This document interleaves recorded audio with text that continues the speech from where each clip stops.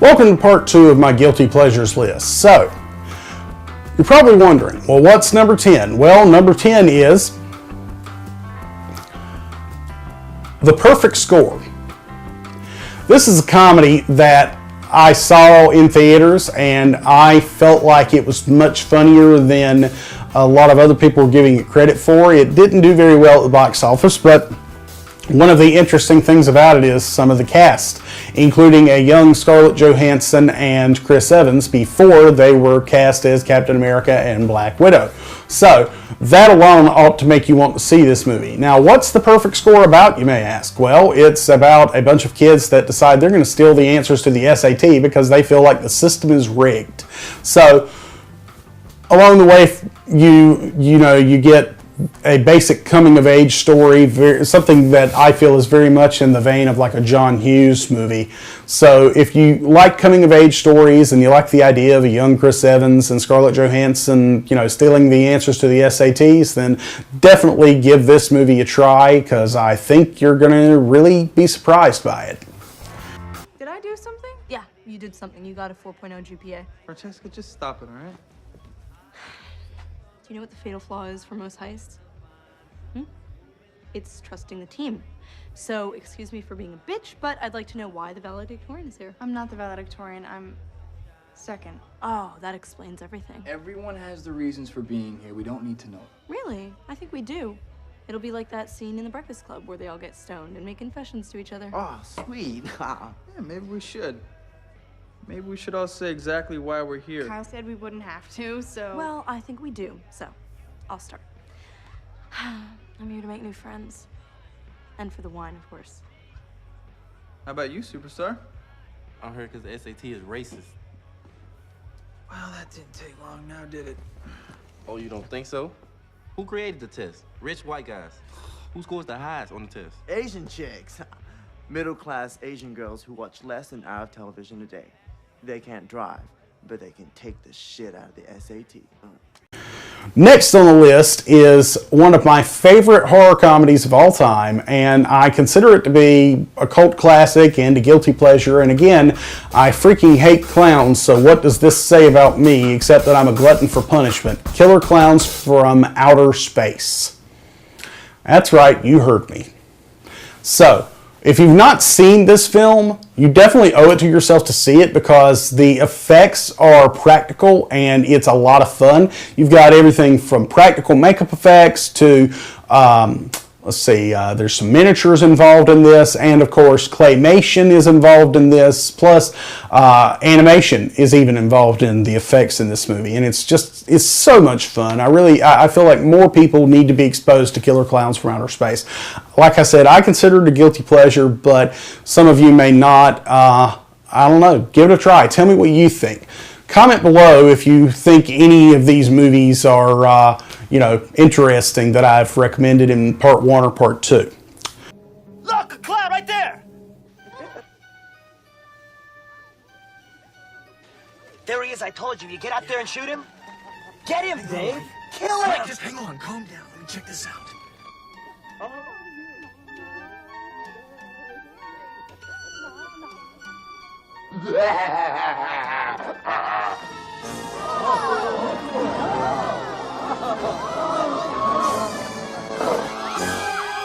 Holy shit! Believe it. So, next on the list is a movie that's probably going to be very controversial. Now, the reason I say it's going to be controversial is because the sequel to this movie is really controversial. I don't know that the bad feelings are necessarily as directed at the original, but here goes. Batman Forever. I don't know what it is about Batman Forever, but I honestly have got a real nostalgia twinge when it comes to that movie. It was the first Batman movie I ever saw in theaters, and I love that movie. I have always thought that while Val Kilmer's Batman is not the greatest in the world, his Bruce Wayne was very, very much dead on, and I love that movie to this day. Even the over-the-top performances by Tommy Lee Jones and, of course, Jim Carrey. But that said, I consider this a guilty pleasure movie, primarily because so much bad stuff has been said about Batman and Robin, and in my opinion, rightfully so, over the years. All that said, though, I think that Batman Forever is actually a much better film than Batman and Robin. I honestly think the biggest problem with Batman and Robin is that they told Joel Schumacher, hey, make us a toy movie. So next time you feel like it, maybe try giving Batman Forever another try and see if you don't appreciate it on some level. Because I honestly think if you were to watch Batman Forever and Batman and Robin back to back, you would go, oh, Batman Forever is such a good movie. Please, please make another Batman Forever, just because we really don't want Batman and Robin. So, Remember the plan. Seize and capture. No killing. That goes double for you. If I was a superhero, where would I hide? Spank me. anywho, next on the list is something that I feel like a lot of people didn't give a chance, maybe, but maybe they did. I honestly don't know if this movie did well at the box office or not. I don't think it did. That's part of the reason it's on my list. I enjoy this movie because of its camp value, and the next movie I'm talking about is Van Helsing. Now, part of the reason I love this is because I love Kate Beckinsale and Hugh Jackman, and I really think that they are really good together in this movie. I also think that while the movie is not necessarily scary, it very much does what Stephen Sommers did with the Mummy movies. It basically reinvents the Van Helsing formula, and it reinvents a bunch of classic monsters for a new generation, so that it's more of a family adventure story rather than a horror story. Now that, I think, might be where audiences got conflicted with this movie, because I feel like they maybe thought, well, those characters are supposed to be scary. Why aren't they scary now? Why did he decide to make it this way? And I can't answer that question, but I know that I enjoyed the movie, and I think, next time you have a chance, give it a try. Maybe you'll enjoy it for some camp value too, just like I do. Gentlemen, you will now be disarmed. You can try. You refuse to obey our laws? The laws of men mean little to me. Fine. Kill them. I'm here to help you. I don't need any help. Really?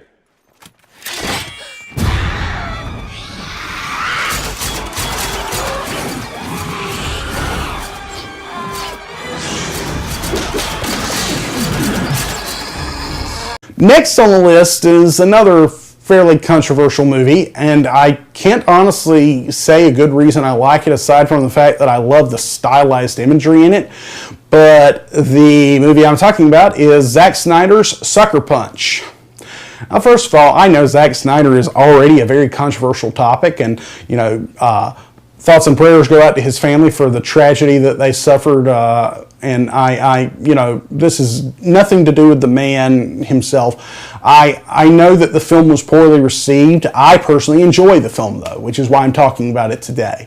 So I want to just kind of put it out there that the reason I enjoy this movie is because, yes, the costumes are sexualized. Yes, they're not exactly. Yes, it's not exactly a movie that's got a great story going on for it. All that said, though, in a weird roundabout way, I always felt like it was very much an empowering movie for women.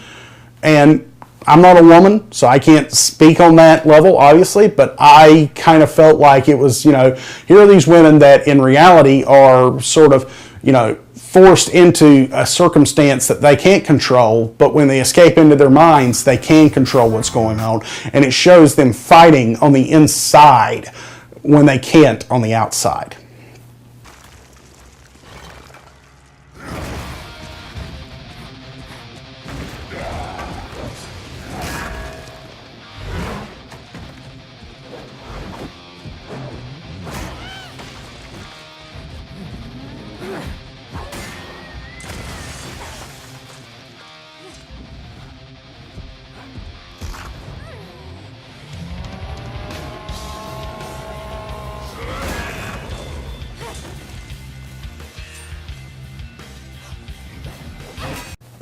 Okay, so next on the list is Scooby-Doo, the live action movie. Now, hear me out. I can already hear groans coming from the crowd. Here's the thing. I love this movie for a couple of reasons. One is, I think you couldn't have gotten a better live action Shaggy than Matthew Lillard. I think he is perfect for that role, and I really enjoy what he did with that performance. Another thing is this. Who in their right mind ever thought a live action Scooby-Doo movie was a good idea to begin with? That said, though, if you're going to make a live action Scooby-Doo, do it the way they did it. It feels like the cartoon series, in my opinion. Now, on top of that, you've also got one of the best writer-directors working today who wrote this film. If you're not familiar with who wrote the live-action Scooby-Doo movie, his name is James Gunn. That's right, the same guy that directed Guardians of the Galaxy Volume 1 and Volume 2. So, you know, you can't go wrong there, in my opinion. I love the live-action Scooby-Doo movie. It's just a guilty pleasure of mine that I think you might enjoy too if you ever decide you want to give it another try. Of course, I completely understand if you don't also.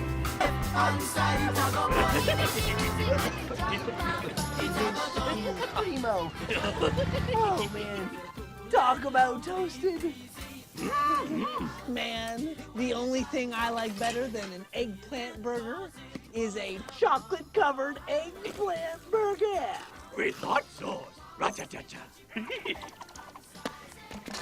Yeah, just another beautiful day in paradise.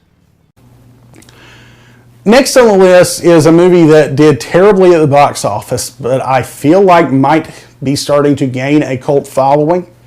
The film is Reign of Fire, starring Christian Bale and Matthew McConaughey. Now, if you don't know about this movie, it's basically modern London, but they discover dragons underneath the city, and dragons sort of start, you know, taking out mankind as a result, and now we're all forced to hide from them, and it's a post-apocalyptic movie with dragons. So, I mean, how can you go wrong with that, right? Anyway, really didn't have a lot to say about that one, just that I love it. And oh, by the way, there's a scene where they're telling, because they don't have electricity anymore, where they're telling kids the story of Star Wars by acting it out for them.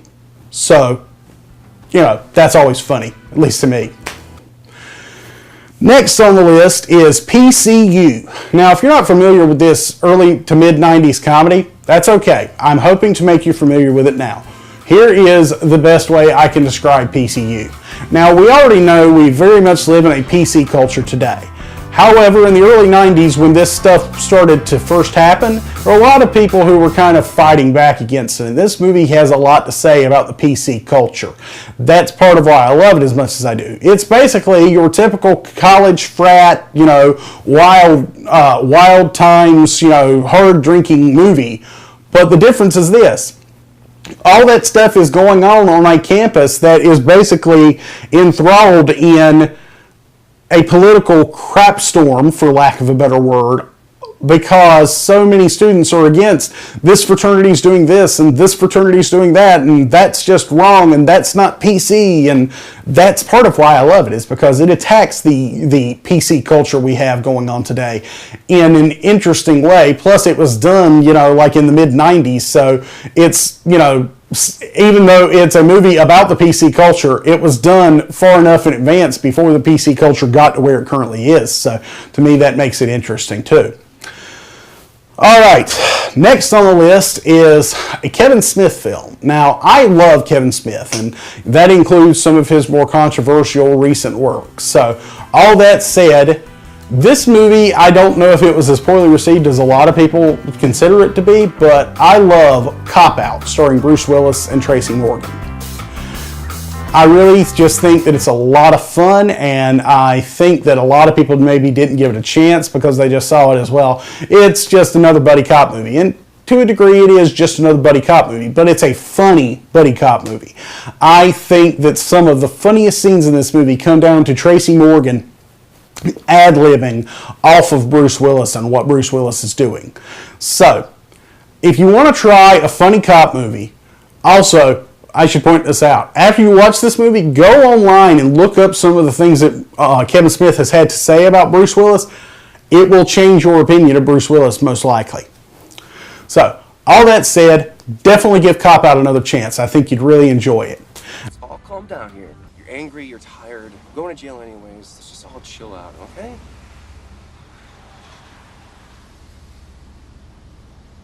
Knock, knock. Jim, don't do it. Don't do it. If you value our partnership, don't do it. We've been putting it in together for 9 years. Don't do it, Jim. Do it. Jim, don't do it, Jim. Do it. Who's there?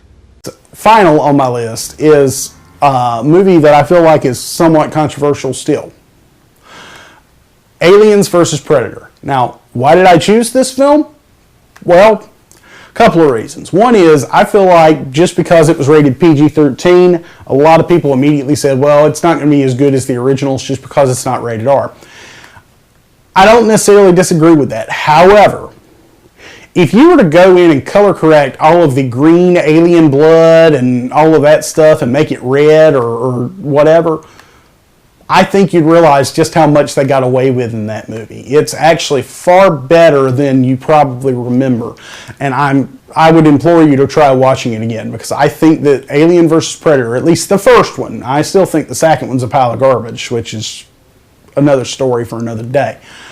But I think the first one is definitely worth a rewatch. And part of the reason I think that is because it's the kind of movie that if you're going through a really bad situation, you can just plug in and unplug your brain and really enjoy a movie.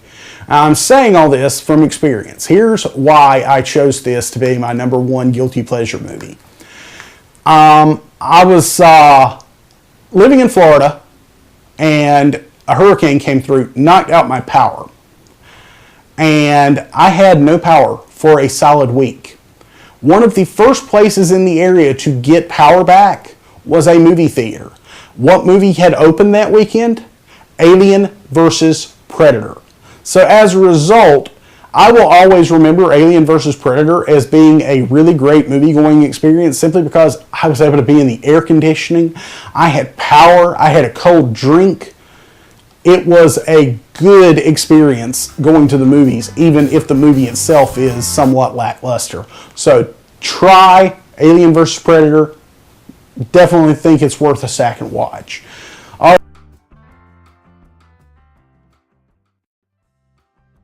right, so that's the end of my top 20 guilty pleasure movies. Now, there are a few more guilty pleasure movies that I haven't talked about that I may talk about eventually. But if you've got a guilty pleasure movie, or if there's something you'd like to say about one of the movies that I talked about in part 1 or part 2, comment below, let me know, and don't forget to like and subscribe to this video. Don't forget to hit that bell icon so you can be notified every time I make a new video. And I've been Aaron, I've been talking, and I'll see you next time.